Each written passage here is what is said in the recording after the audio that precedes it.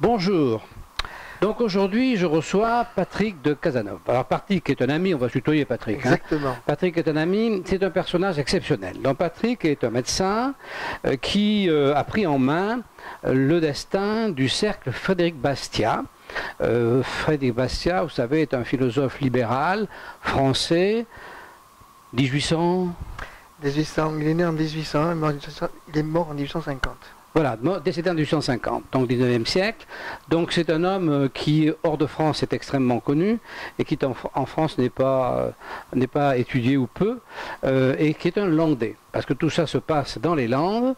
Mon ami Patrick est un Landais, et donc il s'occupe à Dax de ce cercle Frédéric Bastiat, qui est une référence dans le monde libéral, et qui, tous les ans, qui toute l'année fait des choses dont on va parler, et qui tous les ans, tout particulièrement, fait le week-end de la liberté, à partir duquel j'ai le plaisir de faire chez lui des vidéos que je mets régulièrement sur le blog. Donc Patrick, puisqu'on ne s'est pas revu depuis la dernière manifestation, le dernier week-end qui était en septembre 2018, donc finalement le bilan de ce week-end, ça s'est très bien passé, c'était exceptionnel, il y avait beaucoup de jeunes. Oui, le dernier week-end de septembre 2018, c'était très très bien passé. Nous avons eu beaucoup de monde et nous avons eu pas mal de jeunes qui étaient des étudiants de Students for Liberty qui sont venus assister au week-end de la liberté et qui, d'après les retours que j'ai eus de leur part, étaient très contents et très satisfaits des rencontres qu'ils ont faites et des conférences qu'ils ont entendues. Oui, on a vu cette année qu'il y avait vraiment quelque chose qui se passait. Alors ça nous amène à... Alors finalement, quelque part, ce week-end de liberté est un petit peu un espèce de, comment dire, un coin privilégié où les libéraux viennent et les penseurs libéraux viennent s'exprimer. Et alors comme ils sont un peu éloignés de Paris, ils sont très disponibles. Et il reste un jour, 2 jours, voire plus, et c'est quand même extrêmement très très sympathique et la proximité est très intéressante. Voilà. Alors donc depuis ce week-end, donc ton cercle a fait des soirées, des dîners-débats, voilà. Et donc tu as de plus en plus d'adhérents ou bon. Alors nous avons, nous avons de plus en plus de personnes qui nous suivent sur notre chaîne YouTube ou qui nous suivent sur Facebook, notre page Facebook. Nous avons une newsletter toute belle que nous avons refaite avec Lidéric pour pouvoir avoir un moyen de communication qui tienne la route, parce qu'auparavant j'envoyais des mails à partir de la boîte mail du cercle, mais c'était un petit peu, c'était pas très on va dire professionnel entre guillemets. Donc nous avons mis au point une nouvelle newsletter, donc il y a plus de 800 personnes qui l'ont reçu. Ah oui. Toutes les personnes qui souhaitent, qui n'ont pas encore reçu la lettre et qui souhaitent s'abonner à notre newsletter, c'est gratuit. Ils envoient simplement leur adresse mail sur cercle.bastia@gmail.com et moi je les inclus dans la liste de diffusion. Voilà, et donc ils reçoivent tout le courrier, oui, toutes les lettres, toute la production du cercle, ils sont destinataires et donc ils sont au courant évidemment des différents dîners-débats, voilà, des manifestations, etc. Bon, ça c'est extraordinaire. Alors, on va aller un peu plus loin dans le sujet, puisqu'on se rencontre et qu'on est là pour parler un petit peu. Donc, bon, Bastiat, c'est la liberté. Donc, c'est un libéral. Donc, pour lui, la liberté est importante. Donc, la liberté, c'est quelque chose qui est d'abord personnel, on est d'accord. Le libéralisme, souvent les personnes pensent que le libéralisme se limite à l'économie. C'est pas vrai. Le libéralisme, c'est une éthique de vie. Et le libéralisme repose sur une morale, une éthique individuelle. Cette éthique individuelle commence par le respect de ce qu'on appelle les droits naturels, il y en a 3, la liberté, la propriété, la personnalité. C'est cette éthique personnelle qui vous habite, en quelque sorte. Ce n'est pas un outil collectif. À partir du moment où chaque individu respecte les droits naturels de ses voisins, automatiquement, la société qui en résulte est une société qu'on appelle libérale, c'est une société éthique et juste.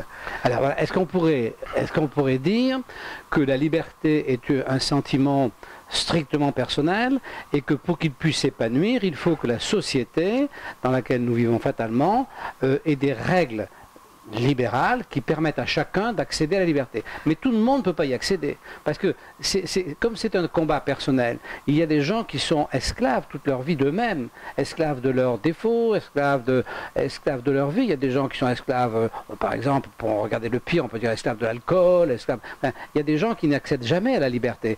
Et alors, ces gens qui n'accèdent pas à la liberté, Bastiat n'a pas la prétention d'avoir une recette pour les faire accéder. Il dit simplement, la liberté, vous la prenez, c'est à vous de la conquérir, mais il faut que la société vous laisse l'espace pour ça. C'est bien ça. La liberté, disons que Bastiat n'a pas la recette du bonheur et il ne va imposer le bonheur à personne. Voilà. Chacun trouve son bonheur dans sa vie à partir du moment où la société dans laquelle il vit le laisse s'épanouir. Les buts que nous avons sont tous des buts différents, les objectifs sont tous des objectifs différents. Ce qui fait plaisir à l'un ne fera pas plaisir à l'autre. La seule chose que dit Bastiat, c'est que vous devez respecter les droits naturels d'autrui, liberté, propriété, personnalité, voilà. De même qu'autrui va respecter vos droits naturels. Alors évidemment, c'est pas à la mode, hein. Ça nous éloigne énormément de tous ces gens qui nous disent « faites comme je dis, vous allez être heureux ». Mais il faut dire que le système actuel... Qu'est-ce qui nous arrive là? Donc, oui, on disait, Frédéric Bastiat n'a pas de recette pour imposer le bonheur à quelqu'un, puisque le bonheur est une affaire individuelle. Par contre, tu disais que à propos du week-end de la liberté, le week-end de la liberté est un endroit privilégié où toutes les personnes qui ont, on va dire, une philosophie, une éthique libérale, telle que je l'ai définie tout à l'heure, se retrouvent. C'est intéressant parce qu'il faut quand même reconnaître que c'est un des rares endroits où la pensée libérale peut s'exprimer. Quand on regarde ce qui se passe aujourd'hui en France, même les années passées, c'était pas différent, hein, mais aujourd'hui en France, dans les grands médias ou ailleurs, il n'y a pas vraiment de défenseurs du libéralisme qui s'expriment. Donc, tu parlais de liberté tout à l'heure, les Français sont, une majorité de Français sont quand même très formatés à un certain oui, ils ont modèle. été complètement, ils ont été complètement intoxiqués par cette idée de la liberté positive et négative dans laquelle je mélange toujours, mais à savoir que la liberté est une affaire personnelle, mais la collectivité doit te mettre en situation de pouvoir être libre. Donc elle vient empiéter la liberté de certains, soi-disant au bénéfice de la liberté d'autres qui ne pourraient pas être libres si on ne les aidait pas. Et nous pensons que non, il faut que la collectivité, Bastiat pense qu'il faut que la collectivité soit la plus ouverte et la plus délicate possible pour que chacun puisse avoir la part de la liberté qu'il peut avoir, sachant qu'il ne pourra pas en avoir plus. C'est ça le problème. Le problème, c'est d'accepter l'idée qu'il y a des gens qui ne pourront jamais être libres. Voilà, je crois que la grosse différence, alors je pense que toute personne pourra être libre à partir du moment où elle accomplit son destin, où elle fait ce qui lui plaît sans nuire à autrui. Par contre, il y a des pays où les gens ne seront jamais libres, ça c'est connu, hein. La Corée du Nord ou ailleurs, les gens ne seront jamais libres. Mais c'est parce que le système est bâti pour. Ce système-là est l'aboutissement final de tout système socialiste de spoliation légale, c'est-à-dire que, en gros, pour un libéral, l'individu n'est libre, propriétaire, responsable. Dans l'état dans lequel nous vivons, ce n'est pas ça. C'est l'État qui octroie un certain nombre de libertés plus ou moins restreintes à les individus. Tandis que dans notre raisonnement, nous, c'est le contraire. Les individus sont libres. Il y a des choses qu'ils ne peuvent pas faire pour le mieux eux-mêmes, et à ce moment-là, ils délèguent à un groupe, à une collectivité. Cette collectivité peut être une entreprise privée, ou cette collectivité peut être un État. Dans le raisonnement de Bastiat, l'État se limite à trois fonctions. La liberté, les fonctions régaliennes, hein. C'est la justice, la sécurité intérieure et extérieure, et le filet de sécurité, le filet de sécurité qui est pour pouvoir porter assistance à n'importe qui dans sa vie peut avoir une difficulté.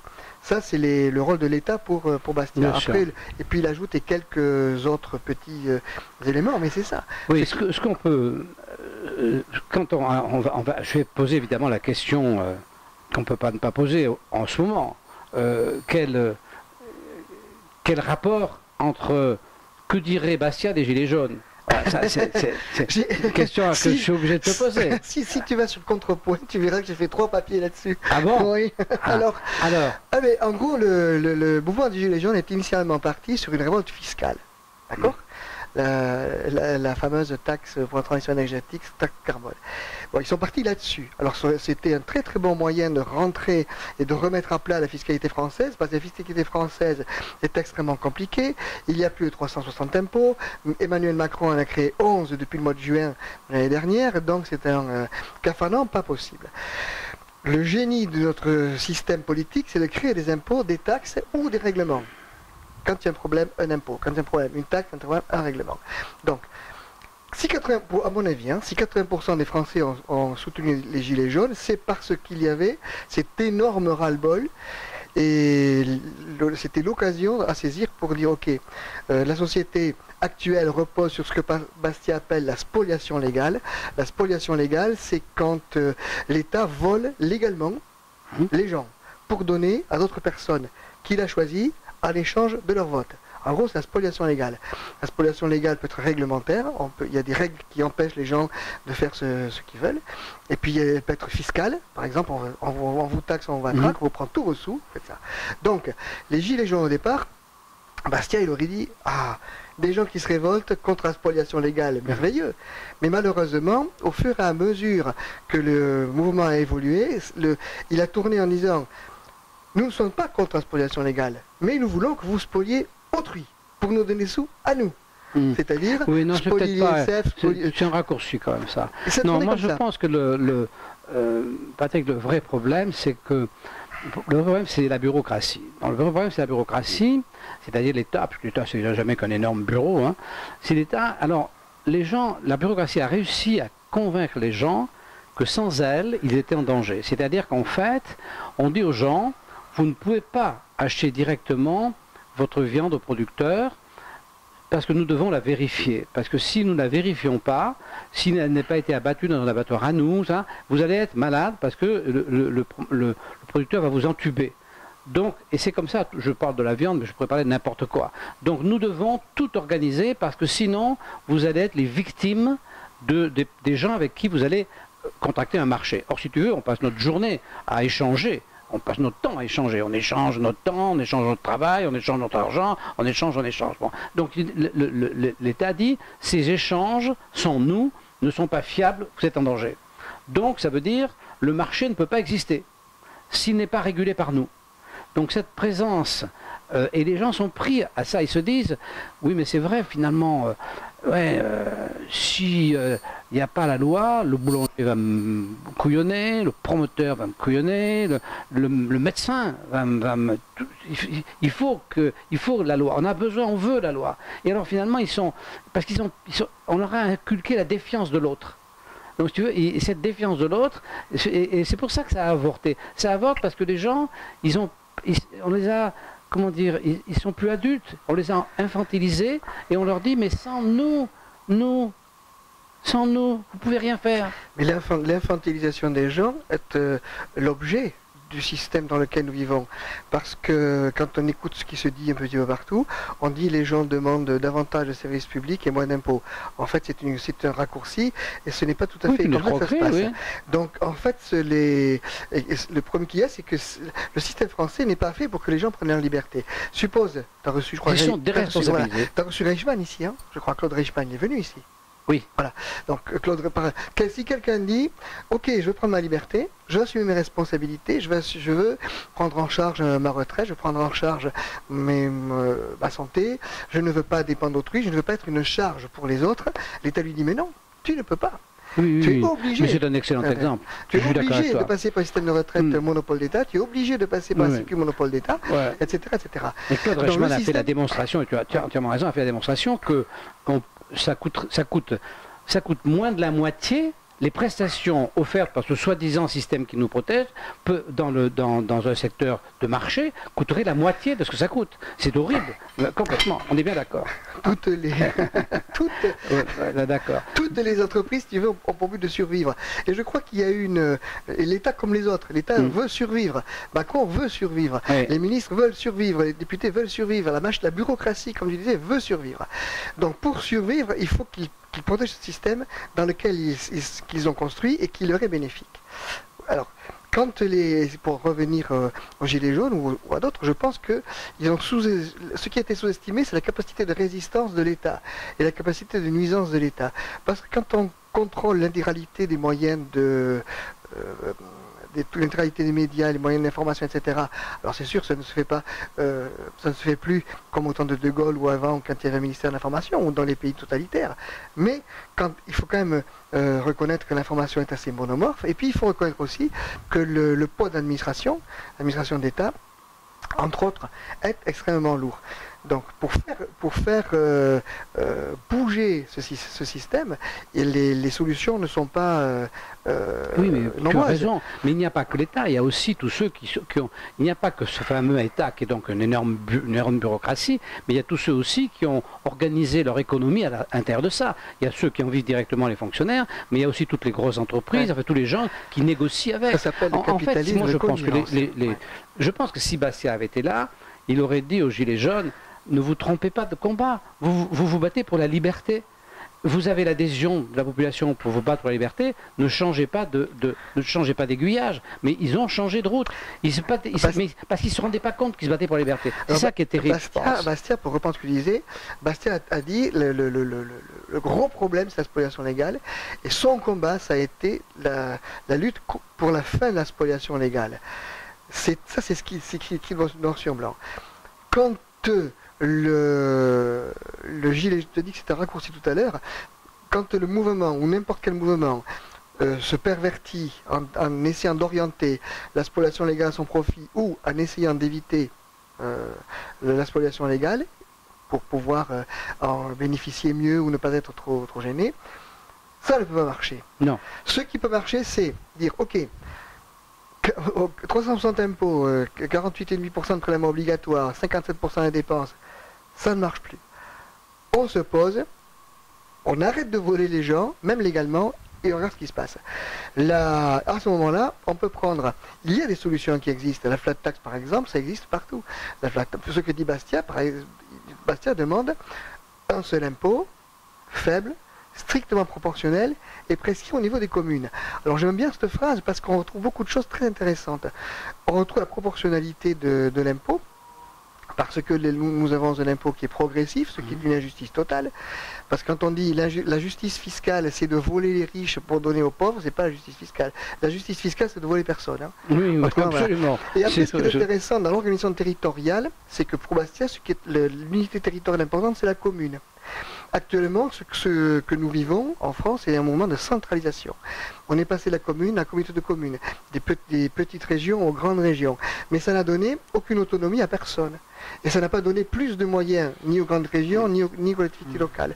Parce que l'État, les ressources des collectivités locales dépendent de l'État. La suppression de la taxe d'habitation fait que les communes, les collectivités locales vont dépendre encore plus de l'État. Oui. Les grandes régions, quand on compare le budget des grandes régions françaises et européennes, on dit toujours mais les grandes régions européennes... On arrive peut-être un peu aux limites de la philosophie de Bastia, parce que la philosophie en tant qu'homme, elle est évidemment, moi j'adhère complètement, mais après l'environnement matériel des hommes évolue. C'est ce qui fait qu'on ne peut plus exactement appliquer la philosophie de Socrate, pas même celle de Kant ni celle de Descartes, parce que l'environnement se modifie énormément. Alors aujourd'hui, la commune n'a pas la même importance sociologique qu'elle pouvait avoir à l'époque de Bastia, puisque les déplacements sont devenus tellement rapides, tellement...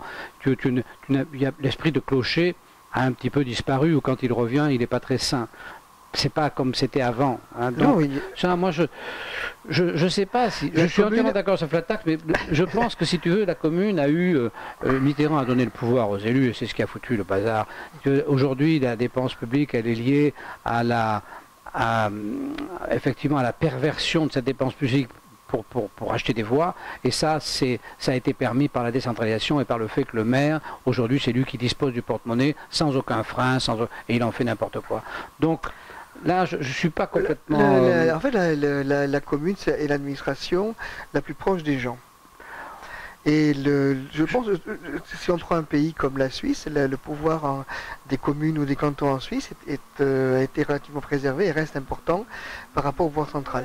Je pense toujours que l'autonomie des communes, la plus petite minorité, c'est l'individu. Pour Frédéric Bastiat, la personne qui détient les droits naturels, c'est l'individu. L'individu peut les déléguer à un groupe plus important. Je pense que si l'individu, alors tout dépend ce que font les communes ou ce qu'elles ne peuvent pas faire, mais l'individu peut déléguer une partie de ses droits naturels à la commune. La commune et les instances supplémentaires. Mais après, c'est toujours l'individu qui va déléguer ses droits individuels à une autre instance. C'est toujours l'individu qui est important, bien sûr. C'est essentiel. Ouais. C'est essentiel. Bon, ben écoute, moi je suis très heureux d'avoir eu le plaisir de te recevoir. Le travail que tu fais est exceptionnel parce que finalement, il n'y a pas beaucoup de choses structurées dans le temps, parce que le libéralisme, il y a des pulsions libérales qu'on voit assez souvent, mais il y a une difficulté effectivement à construire le libéralisme, puisque par essence, ça ne peut pas se construire, puisque c'est individuel. Donc dès qu'on veut regrouper le libéralisme, c'est difficile. Et ce que je peux dire, pour avoir été plusieurs fois à la manifestation de Patrick, c'est que c'est un homme profondément libéral. C'est-à-dire, Patrick est d'une tolérance comme on rencontre rarement. Évidemment, ça passe par là au départ. C'est-à-dire que c'est quelqu'un d'ouvert. C'est vrai que tu reçois à ta manifestation des gens de tous les horizons et ils peuvent s'exprimer très librement. Et de la même manière, dans la salle, les gens s'expriment librement.